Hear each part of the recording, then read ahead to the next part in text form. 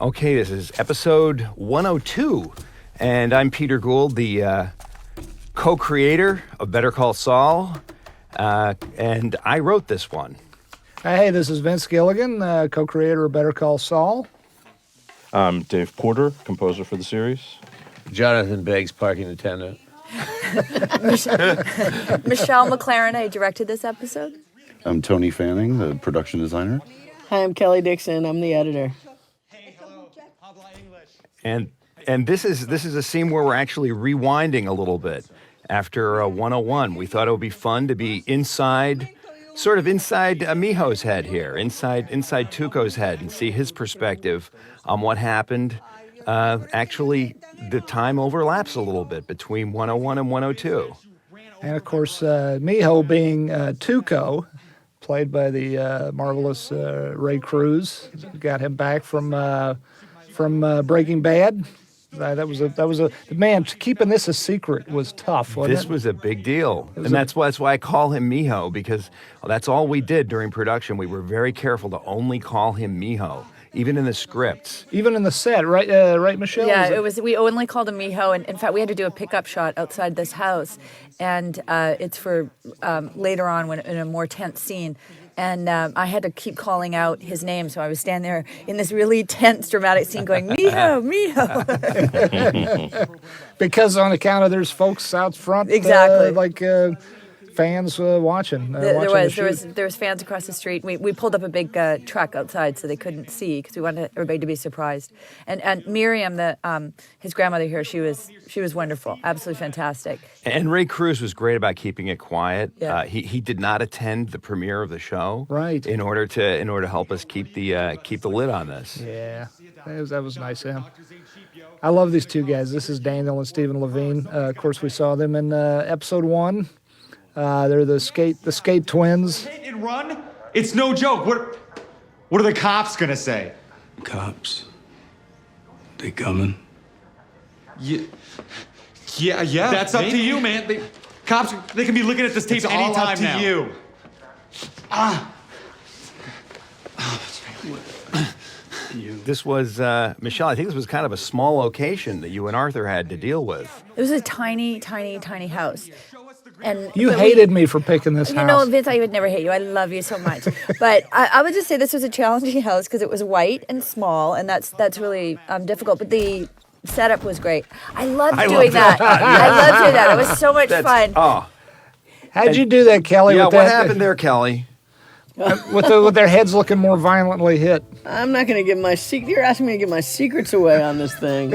I have a secret that makes it a little bit more. That makes it look a little bit more impactful. Here's a hint. That's all I'll say. For you budding editors out there, that's one scene you might want to watch frame by frame. Yeah. Or you might find that. What I love, though, I will say they're this. Not all there. This is one of those things like with Tony. When I was watching with Tony Fanning here, the production designer, when I was watching the dailies on this, I started to notice little frames, pictures of Ray Cruz as he was a little kid, over the place. They're all over the grandmother's house. It's pretty funny. That's a great. How did that happen, Tony? Was that was? Yeah, that was something we brought to the table early on and tried to get him to bring get us the stuff early. So nice. And this, having been on this location, it did not look like Abuelita's house when we walked in. And this was really a transformation the art department did. So what were some of the things you did, Tony? Well, the bones of the house were really good, and the layout was very good for the way we did. We actually tried to find bigger ones and looked at several of them and wound up back at this spot just because the layout was best. Yeah. We needed the proximity for the staircase and the doors, but Tony had to take a lot of the furniture out and bring different furniture in because just to create a little bit of room for us to get cameras and people in it. I love this horror movie moment. That was really fun. It was a great opportunity to do that when I read it, and of course the script inspires it to do a little horror film there. You know, sorry to interrupt, but Miriam Colon. What a wonderful actress she is. She's great. Dérame la salsa. Ay, mijo. Abuelita. Yo te ayudo. She played Al Pacino's mom in the movie Scarface. It's another Scarface connection. Another. Here. And we've got 5 or 6 so far from between the two shows, between Breaking Bad and Better Call Saul. This house, by the way, it's not to make it sound like it's terribly, terribly small. It is terribly small when you're trying to have 50 in it making a movie. But it's a very nice house. It's a very nice house. No, it's a really nice house. And the proximity, it worked out really well with where her bedroom was and the stairs. And you have to look at all these things when you're thinking of how you're going to lay out the action. Yeah. We had a And I little think one trouble of at our- the front door, though, with the how to shoot that front door with the bay window and, getting it from the side. It's just the greatest relationship. See, we love the fact that Tuco, as scary as he is always taking care of an elderly relative. He's dedicated to his grandma. Very sweet to He his loves grandmother. his good. And she's dedicated to him. Oh, yeah. Oh, she thinks he is just wonderful, flawless, and a good boy. He's her good boy. Some people have told me they think she's just turning a blind eye. But No, listen. Because I produce many kids, I watch my wife. They could be committing mayhem out in the street, and she'd bring them lunch.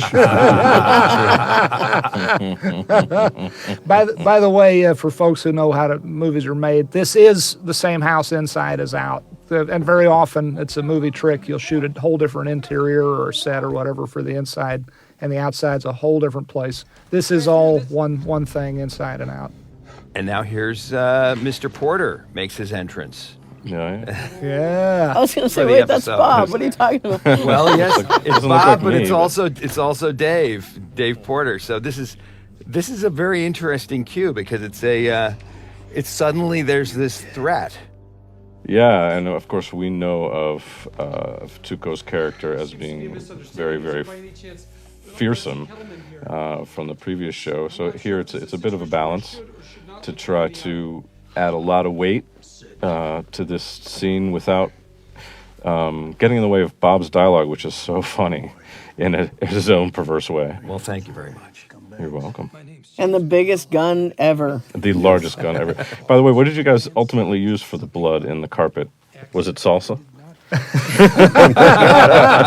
No, it wasn't was it? salsa. I don't know what it was, but we kept having to take it out, for each take, and then we'd have to bring in another carpet eventually. Did the Levine boys actually have to bleed for this? Yeah, what they did. We just used the Levine boys' blood. There we go. Can I ask a It worked really question? well. Can I ask a question? Can we do an episode one time, just one day, where the credits finally at the very last, at the fade out, the last name will go? Because we got the longest credits of any show I've ever seen. You know what, though? Here's the thing. That used to be the case on Breaking Bad because we brought them up on that show for 3 seconds apiece, and now we're doing 2 seconds apiece. And they're actually shorter now on Better Call Saul, not because we want to give everybody less credit, but because of what you just said. They did go on forever. But on it's Breaking wonderful. Bad. It's fun, though. I kind of think it's fun. You should do 60 seconds apiece, and then we do the whole episode. I don't know. We don't love the credits, No. and I'll tell you why. Everyone deserves great credit for their part in this, but I would just be just as happy if all of them, ours, me and Peter's included, were all at the end. That way, they're not coming up under the acting. Mm-hmm. They're not coming up under the beautiful shot making. It's something I always worry the audience is going to find it distracting, but people seem to be able to look past them. Look that at this. one. Yeah, that yeah, one good needs to time. be. That How one- many that one's a minutes little are we short. into Well, it? That's a little short. I'm telling God, you though, it's man, great. this That's is a not great that bad compared to Breaking Bad. Yeah. This is we got a DGA sign off on that Ozymandias episode on Breaking Bad to put the credits in Act 2, which was really crazy because Act 1 was so intense. Well, the other thing, too, I will say about the credits on this one is we had to also work our way around the subtitles in this show because Yeah, that's true too. you know they would have been done much sooner if we hadn't had All the some subtitles. of the subtitles. There's a lot to read here in Act 1. This gun, by the Bob, way, yeah. this like you guys are saying, this thing is I think is called a Taurus Judge. A tourist. Taurus is the name of the manufacturer, I think, but it's called the Judge, I think is what it's called. And it fires 410 shotgun shells or giant 45 long casing. Sealed and delivered. Assuming, that they're still breathing.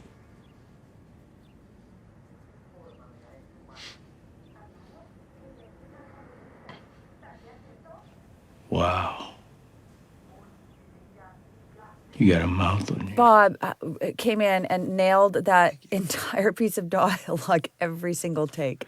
It was amazing. Yeah, I would like to say something about that because, Bob he is so bringing it, and we were in editorial, definitely, we were so impressed with, how much work Bob was doing in this show versus Breaking Bad. He is having to carry the show, and he's doing such a great job. He is doing an incredible job. I have to go back to the production design here for a sec, because I love that Tony put in here Tuco's children's toys. Yeah, Tuco's toys. I was going to say the same thing. Are they Tuco's? Yes. Yes, from when Tuco was a little kid. So if you look, there's some they're older horses, toys. Right. And I think there's a little, like a baby potty or something sitting up there on one of the shelves. It's hilarious. Oh, that's great. It's a Salamanca family affair.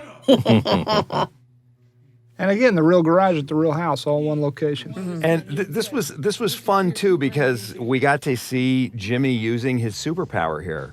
We got to with this episode. A big chunk of it is all about Jimmy using his verbal superpower, and this is about us kind of reintroducing this character. Mm-hmm. One of the things that we were thinking about as we were working on this episode is how are we going to help the audience understand that this guy is not Saul Goodman yet, but he has the essence of Saul Goodman, and this is a big part of it. I don't know. The judge is playing a big part in this scene. I gotta tell you. Rant. News for going after your grandma. News for taking a header over a car and then replacing her. It was him, I swear. It was the lawyer. These guys I don't think these guys have ever acted before, the two brothers. They were great. They did a great job. I think one in particular, maybe as far as I know, had not acted. Oh my God, this was so freaking miserable. I remember a couple of different takes of that fall, and one of them was on a pad, and Right. I think that I didn't use that one. I think I left It's a tricky thing to do because you've got to obviously put pads under the desert. You don't want to hurt Bob, and Right. he's game for anything. I mean, he's happy to do it. But I think there was a couple of takes where we saw the pad, Yeah, it and the kinda dust come jumped up, up. so we had to. So I used this one, redo and it's funny because he just looks like he's just coming down really hard on it. Bob never complained a bit. Well, good for Bob. Jonathan, Bob never complained ever. Yeah, I got it. All the things he went through. I never heard Vince say when I was out there with my bald head at 120 degrees, oh, how hard it must have been for him. I just want to comment on this scene. This is one of the longest scenes I've ever written. 13 pages. This whole sequence whole act. outdoors. It's the whole. Well, it's almost the whole act, except for a little teeny bit at the end. Oh yeah, and, that's right. And this was 2 miserable days in the desert, and I couldn't have been happier that Michelle was directing this. Oh, well, thank you so much. I've only for in all the years on Breaking Bad, I only got to write half of an episode that Michelle directed. It was Is that just true? the luck of the draw. I didn't know that. Although it was, however, the sequence where Don Eladio bought it. So that was sort of worth it. It was worth fun. it. That was a good one to get. Yes, You know, it was. but I just want to say for people who are going, why was it miserable? It was very challenging. It was really hot, really dusty, and in the desert you really don't have any markers. And as the sun moves, everybody has to rotate with it. I mean, you have the mountains in the background. And we had 13 pages of dialogue and a great number of actors in the scene, and so it's very challenging in that respect. But really, it was the heat and the dust and the wind. The wind. It was hot, oh my it God! was hot enough to melt lead out It there. was. I was out Yeah. there for part of it. There's another element too, Michelle, which is when I'm directing, I find the most challenging scenes are these long dialogue scenes, partially because you can only prepare so much, Right. and then you have to see what the actors do, and you have to modify what you were thinking to kind of fit what they're doing and kind of meet between. And this is there's every shot tells a story in this. Thank you. Every moment is articulated visually. It's not just because it could just be a talky scene. Well, and music too. Beautiful it's- music here That's from that's Mr. right. Porter. This is one of my favorite cues. This is a great cue. It gives me the EBGBs every time I see him with those pliers on his finger. Oh yeah. But Dave, this is something we didn't do as much on Breaking Bad, if I remember, of playing music under dialogue. This is something a little bit different here. Could you talk about that? Yeah, sure. And actually, this is interesting to me to watch this again now, because this, without having the time to have a pilot, which we didn't really do, right? We were jumping into this head first, and I actually jumped into this scene in episode 2. This is some of the first stuff I scored that really resonated with everybody. It was some of the first stuff that we did that really helped me define what we were going to do musically for this show. Look, there's the classic you guys shot. I'm not going to say the classic Breaking Bad shot, but there's a signature shot right exactly. there. And also, we got to mention this is the entrance of Michael Mando. It is. Into the that's show. right. Yeah. That's This right. is Nacho, who's going to play such an important role in the series. That's right. But I think for me, specifically because it was so visually reminiscent of Breaking Bad, it was an opportunity for me to really try to break the mold that we had become so accustomed to musically, and how could I affect this scene in a different way musically. Look at Bobby. Oh my God. Excuse me for interrupting. So it's tricky, Dave. I got to think it's tricky to because this is a new show. You got to find a kind of a new musical. What's the word? Motif or feel or Yeah, just a whole different vibe. I mean, just a different instrumentation and a different tone. It's really, I mean, the tone of the show is very, very, very different, and should be. And for whatever reason, this was the scene that working on helped me wrap my head around how different a show this really is. And one of the things that we realized was that there wasn't going to be a comedy score. That the music is not helping comedy. The music is about the drama, and we kind of leave, if there is comedy, we kind of leave it to stand for itself. or even counter score sometimes. Absolutely. Yeah, with the dramatic stuff over some funny lines. Let me ask you guys a question. That's all of you too. Why, we keep saying that we're a different show, which I agree with, which I felt immediately. And at the same time, this is our world. This is where we've been for 8 years or something. I don't see any reason to try to run away from it. No. Well, it's the sweet spot you got to find. You're exactly right, Jonathan. You're not running away from it, but you do want to make it stand on its own and have its own feel, and because otherwise, it does. Good. Yeah. Well, that is in part because we attempted to. It's tricky. You're not running away from it, but you don't want to be slavishly repeating. Like, for instance, little things like in general, and would you agree with this, Michelle, where the camera is a little more steady than it was in Breaking Bad. Mm-hmm. There was a lot of handheld in Breaking Bad, a lot of steady handheld, but a lot of stuff is on sticks or dollies in this show. It is. It's a lot of, yes, exactly. We do less handheld, and there's not in this particular scene, but there's other things that Vince, you and I talked about, and that you did in the first episode with zooms. Actually, there is in this scene. At the end of the scene, we used there's a beautiful zoom. One of the best zooms One of the we best got. zooms we ever did. That this is season. something that you came up with, that we specifically discussed doing, that you designed in the first episode, that we specifically discussed trying to find places in the show to do that. And then this, I thought, was a perfect opportunity coming up to do it. I love this zoom. But the other coming thing up. I would say about this being somewhat of a Breaking Bad style here is that this is Tuco, and it is the kind of it's Jimmy's first introduction to Tuco. Yeah. So we are kind of connecting Yeah. that moment there, and I think it warrants being in this world a little bit, but it is not quite so That's a good- handheld.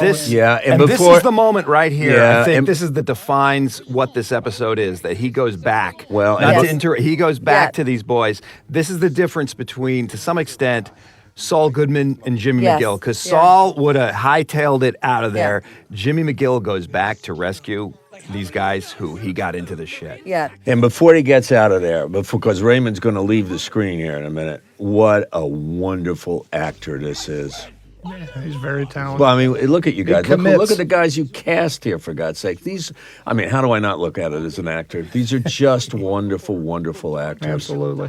And Bob has a million little transitions here, and you see every single one. Yeah. He's got he keeps trying different angles, trying to get through this situation, and each one you feel separate but has complete conviction. It's an incredible piece of work. Fun seeing Gonzo and Nodos too from way back when. Back when on Breaking Bad. Those two gentlemen are lovely couple of guys, and it was great seeing them again on the set, talking to them, and having them be on the show again. Did a wonderful job. Just one more thing though. This was shot over 2 days. How is it the clouds all look pretty much the same? We just asked them to stay. Okay, that's good to know. Michelle. Oh, no, talk about the class, seriously. Well, this was shot over 2 days, and so the sky looked very different in some parts of it, and we had some days just blank blue. Yes, blank blue, and so in just a few selected shots, Diane Mercer working with Keep Me Posted. Some very talented artists to keep me posted. One guy in particular, wonderful. Added clouds, and especially there was an earlier shot where Michelle, you dollied past. There was a big lateral dolly, and those clouds had to be fabricated, and that's all. They're digital and they're tracked, and I think they just look perfect. They did amazing. Watch this job. thing again. See if you can pick out the shots with the real clouds from the fake clouds. I bet you can't. You can't. I don't think I even know. Did a wonderful. I forgot. I remember all the shots, but I'm like, I don't know which one. The other thing about Tuco here, Peter, that we had talked about was that is not having him be immediately the full-on Tuco for Breaking Bad. That this is earlier days of Tuco. So it's a Tuco that even though he's irrational and emotional and everything, that Bob's able to, or Jimmy's able to have an effect on, to negotiate. This is the pre-meth Tuco. Yeah, the pre-meth Tuco. Although he does have the necklace with the boxing gloves. Right. Which... I love this. I love this because this is, of course, the guy that gets beaten to death by Tuco for helping exactly in the last episode of season 1 of Breaking Bad. He needs to take the enthusiasm down a notch. Absolutely. I'm gonna break their arms. I'm gonna break their legs. Yeah, I think that's so right, Michelle, because you can imagine the Tuco we met on Breaking Bad probably would have killed these guys at this point already. He would have stood there and negotiated with them. Yeah. And I think that's something, just because from when I was on the set briefly at the beginning of the rehearsals of this was something that Bob and Ray Cruz really had to work on, because it felt, I think at first it felt like he had the impulse to just go for it and eviscerate these two. And that's obviously not what the scene is. So Jesus Jr. and Cesar Garcia are Gonzo and Nodos. And I am pronouncing it. He pronounces it Jesus. Does he pronounce it Jesus? I anglicized it, did he? It made it very easy to I wonder what it is in Aramaic. He's the big guy in Aramaic. But he's the big guy, Jesus Jr., and then Cesar is the guy who gets beaten to death way back when on Breaking Bad. And I believe this handshake is something that you guys came up with on the set, and I love it. Yeah, it was great. That's a good touch. That's not in the script, right? Yeah, not in the script. I don't believe so. No, it's a good touch. But it was fun. It's this is your Zoom shot. That's so great that we were talking about earlier. And the clouds are mapped in here. Oh, Christ on a crutch. Oh, my God. This is just ugly. It really is. And our dolly grip and our camera operator, they all had to nail this. We had to do it a few times to get the timing right, because of course Raymond's not really breaking his leg. So, everybody had to. He Method. He's an intense actor. He's great. All these guys. And when you're the one that's tied up on the ground and you're looking at somebody that's frothing at the mouth, I know. even though it's acting, you're going, dude, please just calm down. Well, because things happen in the heat. Speaking of which, those wire clippers, the prop department did a great job. They welded a little thing in them so they wouldn't close. They'd close like a millimeter or two. How good are the props? Yeah, exactly. This shot is epic, Michelle. That's by a the great way. shot. Thank you. It was the camera guys did an amazing job. This shot was shot, as I recall, I was here with you like 10 o'clock at night with no light at all. We had no time to shoot this shot. Yes. I cannot believe how dark it was. Here you go. Easy. You. Take your breath. You are the worst lawyer ever. Hey, I just talked you down from a death sentence to 6 months probation. I love this line where he says, "I'm the best lawyer ever." That's another for us anyway. That was a key line also. That's great. It was a really key line. But that was near downtown there. I love this scene. I love Kelley. I love the way you cut this scene, and of course I love Michelle the way you shot it. But this is not the way the scene was originally outlined, and not the way it was written. This was something that came up in the editing room because this is Jamie Luner, who's a hottie. She did a great job. Who's great, and there's actually 2 pages of dialogue that these guys are doing that as originally conceived would have been in the show. And what we realized in the editing room, what you guys realized in the editing room, was the body language and the cinema told the story without the words, which is great, especially coming on the heels of an act that is so talky. The words were great, as I recall, but they were so specific to a particular conversation.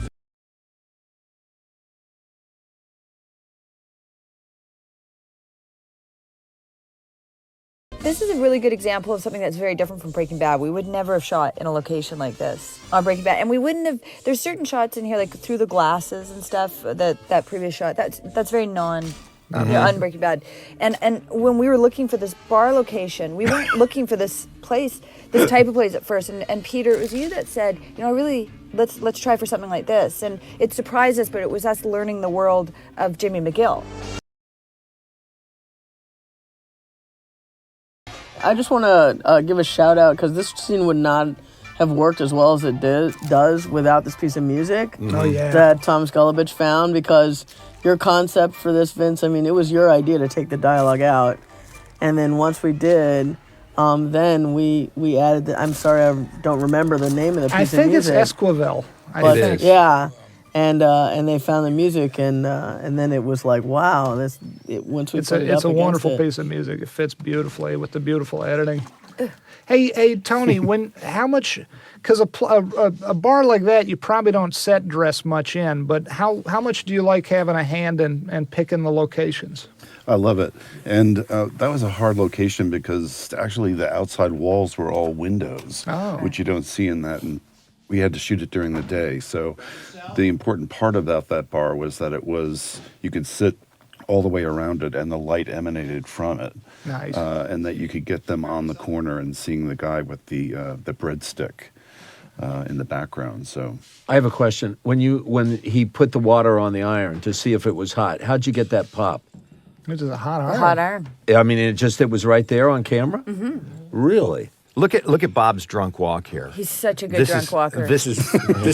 It was the 5 martinis he had beforehand. But I want to see this character drunk more. Yeah. He's really a good drunk walker. He plays a great. This is a great. Was he set, really Tony. drunk? No. Right. I was.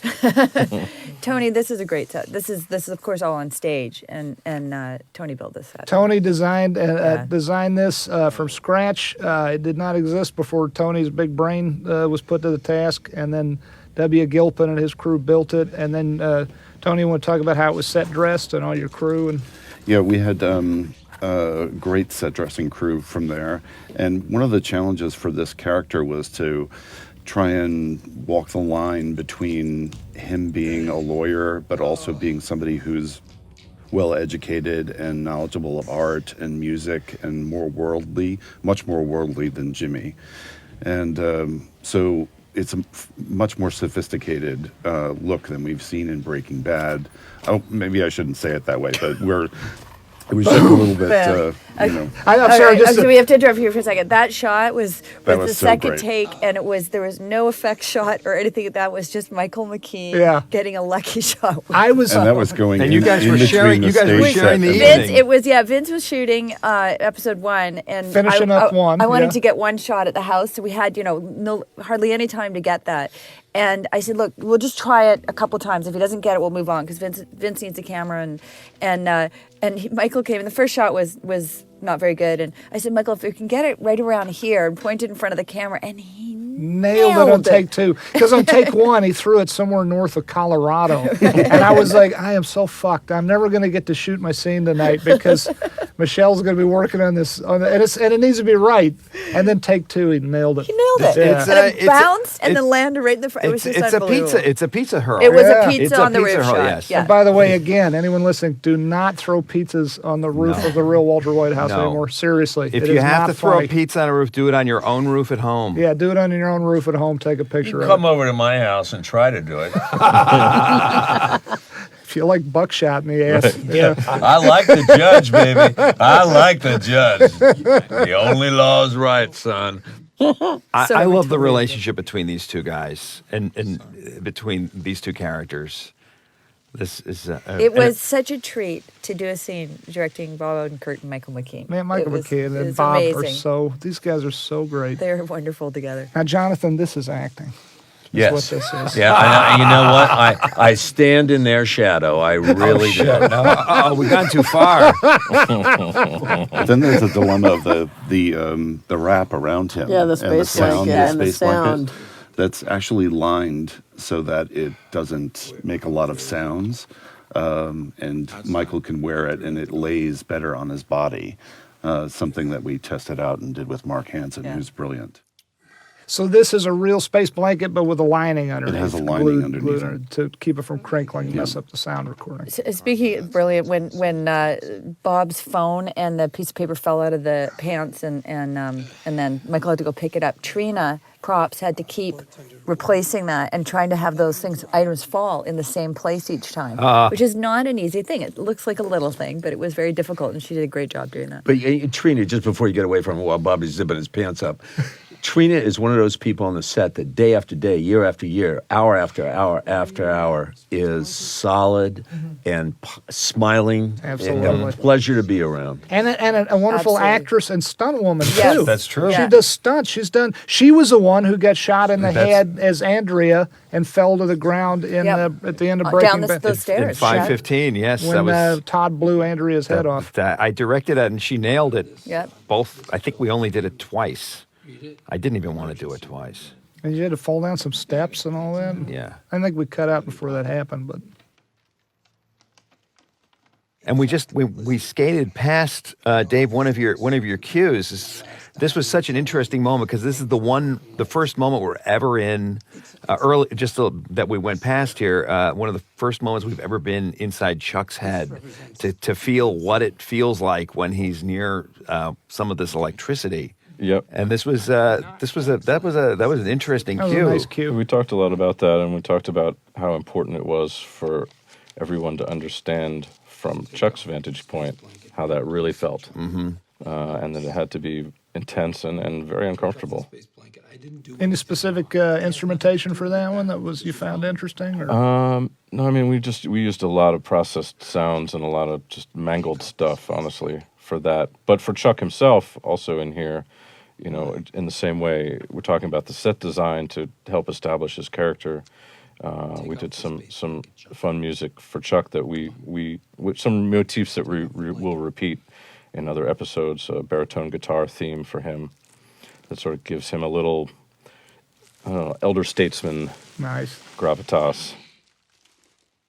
So back to this space blanket, you go to all the trouble of making it soundless, and then our wonderful sound department has to add the crinkles all back in. That's right. And it sounds crazy. Like, why would you do that? It's because the dialogue all has to be clean, because you need control over the sound effects afterward, but the dialogue all has to be clean. I really like the shot, Tony, which was possible because of your set. I just like having a little glimpse of when he goes out the front door and pushing back into to Michael. So bright and painful. Why That is was there- great. Why is there a bust of Peter Ustinov there? That's actually me. Is that you? Who's that, Socrates? Yes, I believe it is. Is that nice? That was a nice touch. That I like is. that. I like that touch, That's right. Tony. And Tony, talk about this window here. It's not even a window, it's a door. Yes, it's actually a double door into what used to be an old courtroom. And we really wanted this area to be close to the cross of the hallway with this marble and where all the action would be. So we filled in the door, dressed the old courtroom behind it as offices, and the two actors played on each side of it. Nice. And it worked fairly well. We actually photographed the marble and had it printed and reproduced for the lower part of it. Nice. Printed on like vinyl or something. Yeah.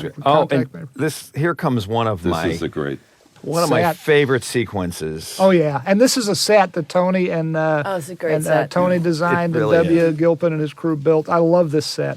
We loved this set so much we kept on trying to find ways to use it, and so you'll see it again in the next episode.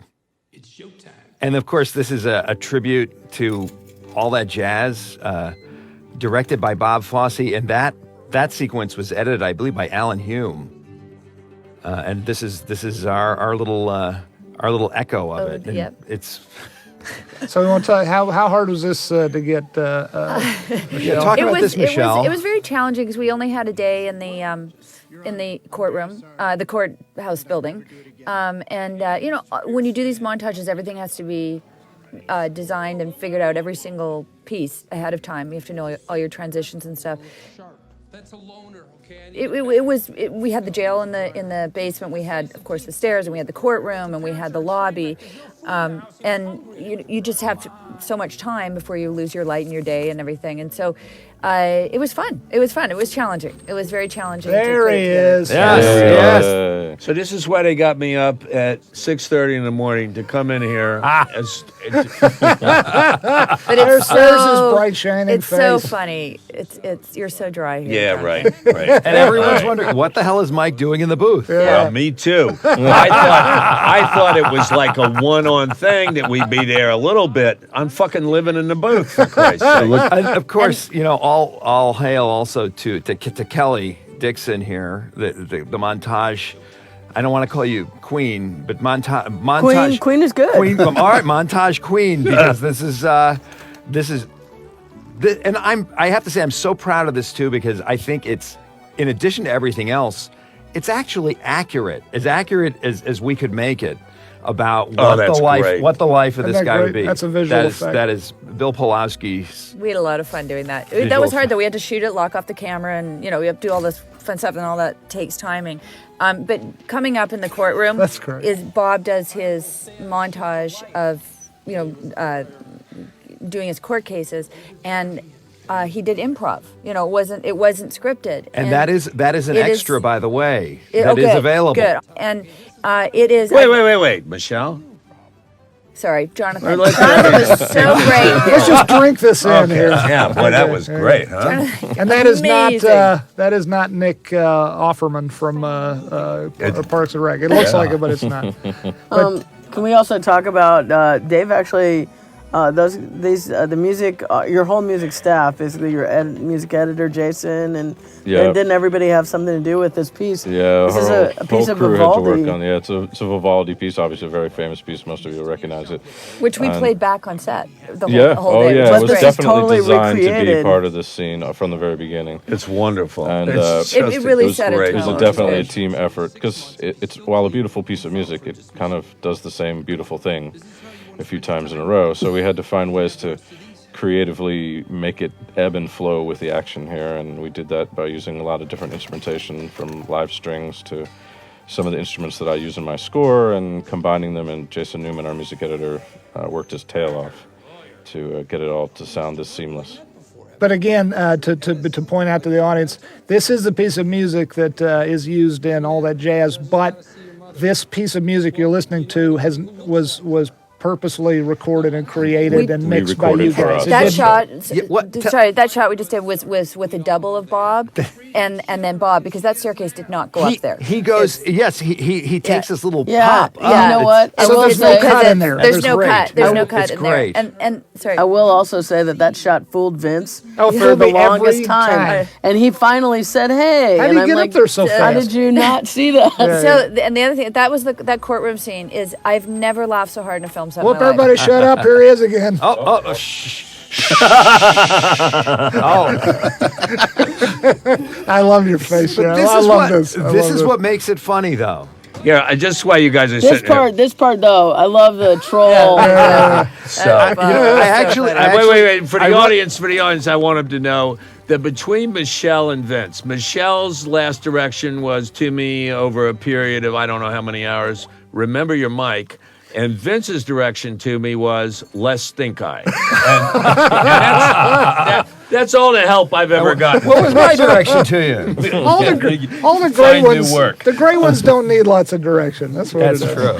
That's what it is. By the way, we should give a shout out to Christian and his crew for that last location was spectacular. Absolutely. That they found under the bridge. Yeah, it was great. Absolutely. And also Gave us so much.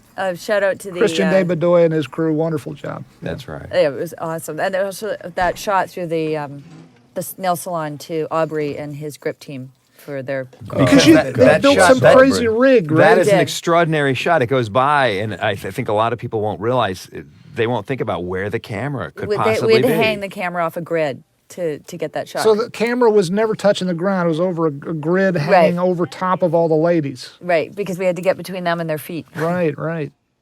Good job. And of course, this is the moment when we realize this isn't just his office. This is also his home. That's right. That's where he lives. And this is a great set that you built. You and I thought this was in the back of the nail salon. This is. I have to say, I thought you were out of your mind, Vince. When you Vince is like, make it smaller. He kept saying, make it smaller. I kept saying, my how are we God. going to shoot this? I mean, this is really almost a closet. It is so tiny. It It is so tight. funny to be on this enormous stage and see this teeny tiny telephone booth size office Yeah. All in the the middle walls of all fly. the space. And Yes. obviously And the it's ceiling thinking- and everything. I didn't want I the think you walls should to have be able made to some of fly. the walls fly. I didn't frankly. want the walls to be able to fly. No. But I think we went through 3 sizes, and Vince kept saying, make it smaller, make it smaller. We kept taping it out, and I was like, you're insane. But then this is really spectacular. This shot, we figured out the size of the bed with the moving of the desk. It was just big enough for the door to hit the...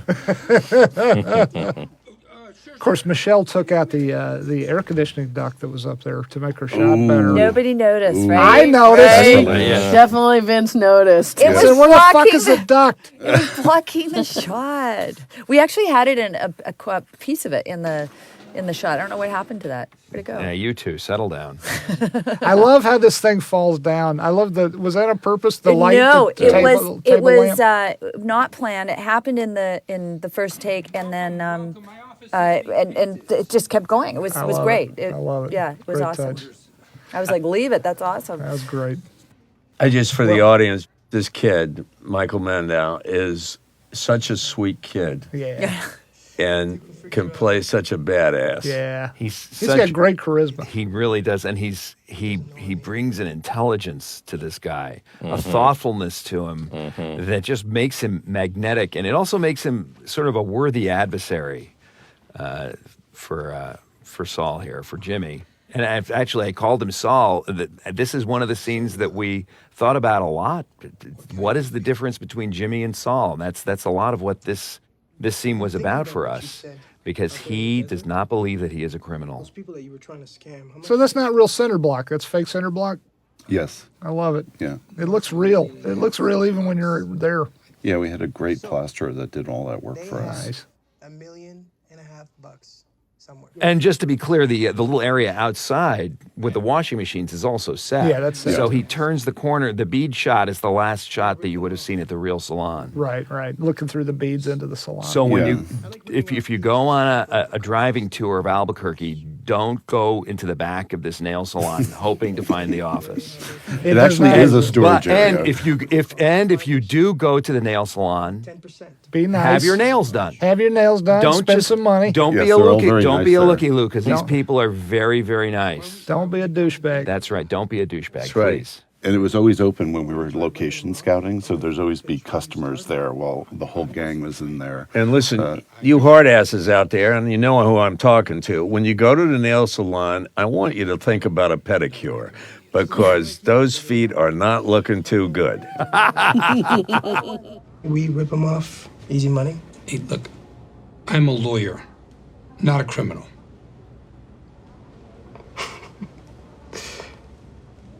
You are shitting me. I crossed the line. I made a mistake. I'm not doing that again. Not ever. I wanted you guys to talk a little bit about this. You know, Jimmy is being approached at this point to sort of, go go the non-legal way, I guess. And he's really insisting not to. I mean, what did you guys think about when in the scene when you were writing, Peter? So much of what we talked about all year. Jimmy McGill's been on the straight and narrow for almost 10 years. It's very important to him to be as respectable as he possibly can. He may cut a corner here and there trying to build his business. Then he feels bad about it. But then he feels bad about it, and he really wants to be a good, respectable, honest lawyer. And you could see, one of the things I loved about Michelle's montage sequences, you can see this guy is a damn good lawyer. Well, that's what we talked about, Peter, was that the message we wanted to get from the montage was what a good lawyer is, how hard working he is, and how kind he is, how good he is to his clients, how much he cares. And the feedback I've gotten from lawyers is that they love it because it's ironic. I didn't think that any lawyers would like the show Better Call Saul, but they really did. They really did appreciate that. I love this shot. And I love this shot. I love this shot. I'm so glad we went the distance for this. This is such a great moment because this is the moment where he thinks maybe, he thinks about it. He's and thinking. it's the first moment where you start to see a little hint of the future Saul. And you're finally, when you're watching, you get to hear the end music. Yes, which is a reinterpretation of a song that I worked on with Vince and Peter and my friend Adam Dorn, which we had Junior Brown record as a special thing. So this is just a different version of the same tune. Oh, fantastic. Oh my gosh, that was amazing hearing Junior Brown. Wow. Thank you, Thanks, everybody. you guys. Thank you.